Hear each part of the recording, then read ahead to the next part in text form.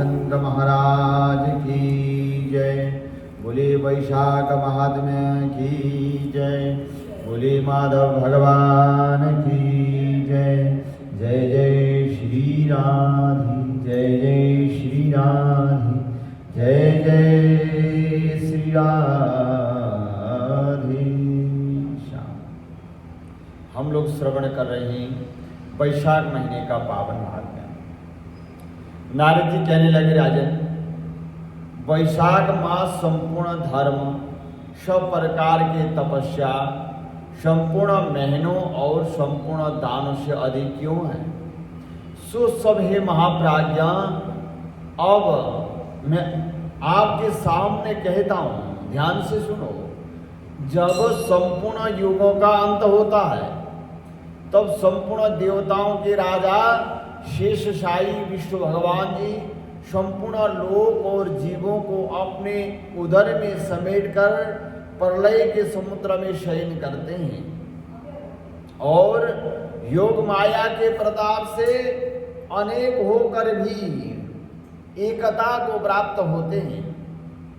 एक दिव्य निमेष व्यतीत होने पर वेद प्रार्थना करके भगवान को जगाते हैं। तब भगवान अपने उदर में स्थित जीवों की रक्षा करते हुए उन जीवों को अपने अपने कर्मों का फल देने के लिए सृष्टि के रचने का मन में विचार करते हैं। ब्रह्मा जी बोले, तब विष्णु भगवान जी की नाभि से त्रिलोकी का आधार स्वरूप सुवर्णमय कमल उत्पन्न होता है। उसी कमल में से विराट पुरुष रूपी ब्रह्मा उत्पन्न हुए। फिर भगवान ने उस विराट पुरुष में 14 भुवन उत्पन्न किए। भूलोक, भोरलोक, महरलोक, जनलोक, तपलोक, सत्यलोक, अतल, बीतल, सुतल, तलातल, महातल, रसातल और पाताल, ये 14 भुवन उत्पन्न किए, जिनके भिन्न भिन्न कर्म और आश्रय हैं। सबका कर्म अलग अलग है, आश्रय अलग अलग है। ऐसे अनेकों समूह रचे। फिर सत, रज, तम 3 गुण आए। प्रकृति, मर्यादा और भुवनों के स्वामी रचना की गई। उसके बाद वर्ण, आश्रम और विभाग करके धर्म की कल्पना करते हुए चारों वेद, तंत्र, स्मृति, पुराण तथा इतिहास रचना करके धर्म की रक्षा के निमित्त इनके प्रवर्तक ऋषि प्रकट हुए। इन ऋषियों ने अलग अलग वर्णों के अलग अलग धर्म प्रवृत्त किए और जिन पर संपूर्ण प्रजा श्रद्धा करने लगी। प्रजा अपने अपने आश्रम उचित धर्म में लगी हुई है या नहीं, यह देखने के लिए साक्षात अविनाशी सर्व अंतर्यामी भगवान नारायण की चिंता करने लगे।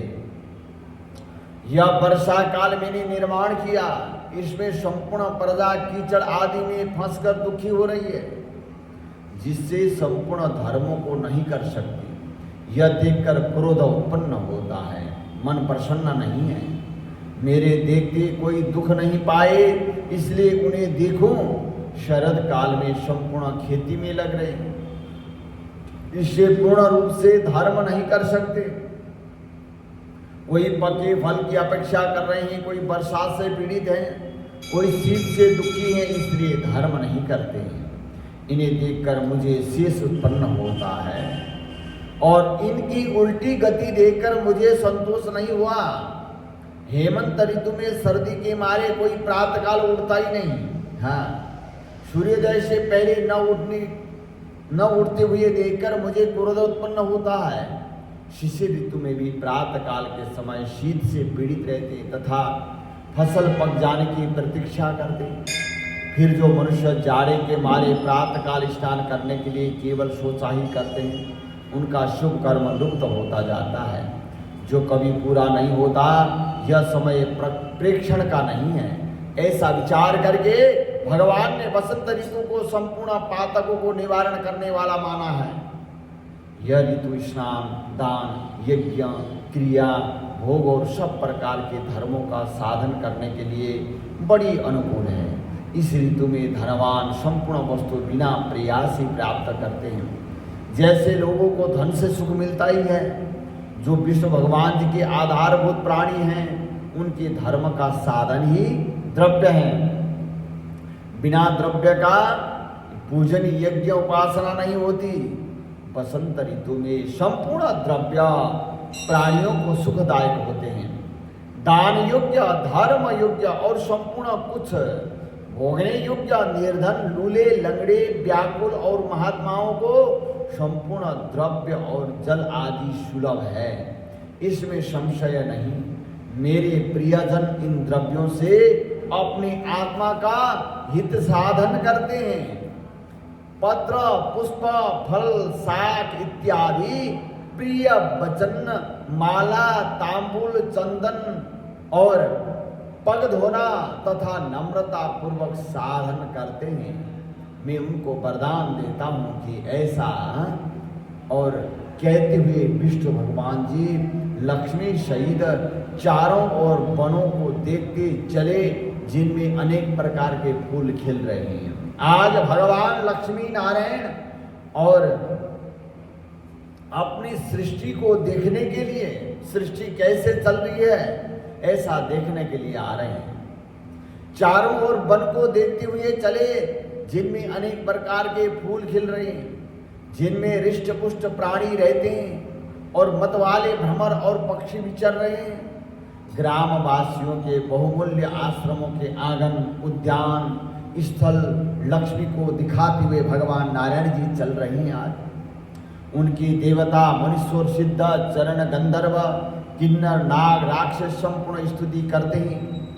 वर्णाश्रम वासियों के घरों में जाकर मीन की संक्रांति तक लक्ष्मी और संपूर्ण देवता और मूर्तियों सहित भगवान रह करके लोगों के कार्यों का निरीक्षण करते हैं।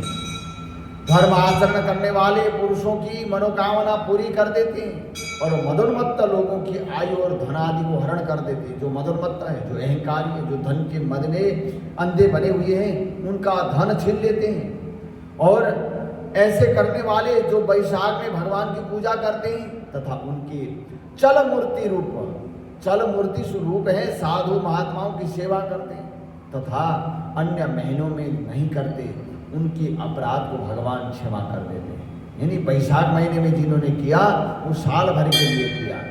जैसे अपने देश में आए हुए राजा को देखकर उस देश के निवासी मनुष्य बहुमूल्य भेड़ पूजा लेकर राजा की पूजा करते, तब राजा पूजा के आकार आदि द्वारा यह जान लेता है कि किसकी सेवा पूरी है, किसकी थोड़ी है। उचित पूजा होने पर खुश होकर निश्चय ही उसे मनोवांछित फल देते हैं, और जिनकी पूजा सेवा ठीक नहीं उन्हें दंड देता है। ऐसे ही विष्णु भगवान जी वैशाख महीने में जो अच्छी रीति से पूजा करते हैं उन्हें मनोवांछित फल देते हैं, और जो नहीं करते हैं उनके धन आदि को हरण कर लेते हैं। धर्म के रक्षक देवदेव सारंधर विष्णु भगवान जी इस महीने में प्राणी की परीक्षा करते हैं, इसलिए यह महीना सबसे श्रेष्ठ है, सबसे उत्तम महीना है और वैशाख का महीना। इस प्रकार ब्रह्मा जी नारद जी को बताते हैं। इन्हीं कथा प्रसंगों के साथ हम आज के वैशाख महात्म्य की कथा यहीं विश्राम करेंगे। कल पुनः